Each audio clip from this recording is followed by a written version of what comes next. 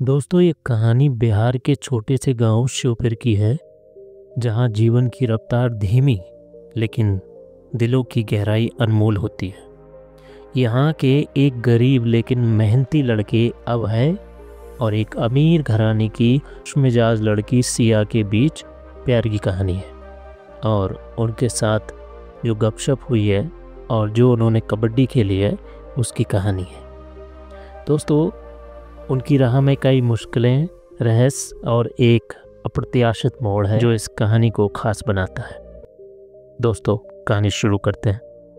दोस्तों, अभय जो अपने पिता के साथ गांव के खेतों में काम करता है, हर दिन अपने सपनों को लेकर संघर्ष करता है। एक दिन गांव के पथरीले रास्तों पर उसकी नज़र सिया पर पड़ती है। सिया शहर से आई है अपने दादा दादी के साथ गर्मियों की छुट्टी बिताने। दोस्तों, सिया कहती है, तुम हर रोज़ यहाँ काम करते हो? अभय हंसते हुए कहता है, काम नहीं करेंगे तो खाएंगे कैसे? सिया कहती है, लेकिन तुम्हारी आंखों में कुछ खास है। अभय ये सुनकर चौंक जाता है, क्योंकि ऐसा कुछ किसी ने उससे पहले नहीं कहा था। दोस्तों, इसके बाद सिया की सादगी और हंसी ने अभय को अपनी ओर खींच लिया। वहीं अभय की मेहनत और ईमानदारी ने सिया का दिल जीत लिया। दोनों एक दूसरे को पसंद करने लगे। दोनों हर शाम गांव की नदी के किनारे मिलने लगे। दोस्तों, एक दिन वो दोनों गांव की नदी के किनारे मिल रहे थे और अचानक से उन्होंने देखा कि इतनी अच्छी हरियाली है खेतों में। इसके बाद सिया का मन हुआ कि हम खेत में जाके घूम लेते हैं।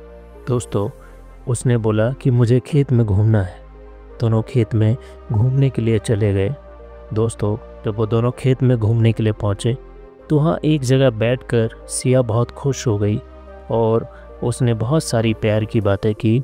इसके बाद सिया धीरे धीरे करके उसके पास आने लगी। अभय ने कहा कि देखो सिया, ये गांव है, ये शहर नहीं है। यहाँ पे इस तरह का खुलेआम प्यार अच्छा नहीं लगता है। लोग यहाँ पे इस तरह के खुलेआम प्यार को गलत समझते हैं। तो सिया उसकी एक भी बात नहीं मानी और प्यार करते करते हद को पार कर दी। दोस्तों, जब वो कबड्डी खेल रहे थे तो कबड्डी खेलते खेलते इतने ज़्यादा मस्त हो गए कि लोग उनको देखने के लिए आने लगे, लेकिन उन्होंने ये सब नहीं देख पाया। अचानक से एक किसी आदमी ने उनको देख लिया, लेकिन उसने कुछ भी नहीं बोला। दोस्तों, जब दोनों कबड्डी खेल चुके तो वो बहुत खुश थे। अभय ने कहा, तुम्हें शहर में सब कुछ मिलेगा, फिर यहाँ क्या अच्छा लगता है? सिया ने कहा, शहर में सब कुछ है, बस सुकून नहीं है, वो यहाँ है तुम्हारे साथ। दोस्तों, धीरे धीरे उनकी दोस्ती प्यार में बदल गई। दोस्तों, इसके बाद सिया के पिता को जब इस रिश्ते का पता चला तो वो आग बबूला हो जाते हैं। बोलते हैं, मेरी बेटी एक किसान का बेटा, ये नामुमकिन है। उनके साथ इस तरह का रिश्ता कभी हो ही नहीं सकता। दोस्तों, उन्होंने सिया को गांव से शहर वापस ले जाने का फैसला किया, लेकिन सिया ने उसका विरोध किया। सिया ने कहा, पापा, प्यार जात पात नहीं देखता है। पिता ने कहा, तुम्हें यह बचपना छोड़ना होगा।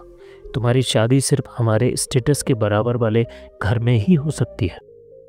दोस्तों, अभय को धमकाया जाता है, लेकिन वो पीछे हटने वाला नहीं था। इसी बीच सिया को पता चलता है कि उसके पिता ने गांव के कई गरीब किसानों की ज़मीनें धोखे से हड़प ली हैं। सिया ने ठान लिया कि वो इस अन्याय के खिलाफ अब आवाज़ उठाएगी। सिया और अभय ने एक योजना बनाई। गांव के अन्य किसानों के साथ मिलकर उन्होंने अपने हक की लड़ाई शुरू की। सिया ने अपने पिता के खिलाफ सबूत इकट्ठे किए। दोस्तों, इस दौरान अभय पर एक जानलेवा हमला होता है, जिसमें वो गंभीर रूप से घायल हो जाता है। दोस्तों, इस बीच सिया रोते हुए कहती है, अगर तुम्हें कुछ हो गया तो मैं कैसे जीऊँगी? अभय मुस्कुराते हुए कहता है, तुम्हारा प्यार ही मेरी ताकत है। दोस्तों, सिया के पिता को उनके कर्मों की सज़ा मिलती है। गांव के किसानों को उनकी ज़मीन वापस मिल जाती है। सिया और अभय ने मिलकर एक नई शुरुआत की। उन्होंने गांव में एक स्कूल खोला, जहां सिया ने बच्चों को पढ़ाना शुरू किया और अभय ने खेती में नए तरीके अपनाए। दोस्तों, अभय कहता है, प्यार लड़ाई नहीं है, बल्कि साथ चलने का नाम है। सिया कहती है और साथ चलने के लिए दिल का मजबूत होना ज़रूरी है। दोस्तों, कहानी का अंत एक खूबसूरत शादी के साथ होता है जिसमें पूरा गांव शामिल होता है। अभय और सिया ने दिखा दिया कि सच्चा प्यार हर मुश्किल को पार कर सकता है। अभय कहता है सपने पूरे करने के लिए साथ चाहिए। सिया कहती है और वो साथ अब हमेशा रहेगा। तो दोस्तों, ये कहानी यहीं पर ख़त्म हो जाती है।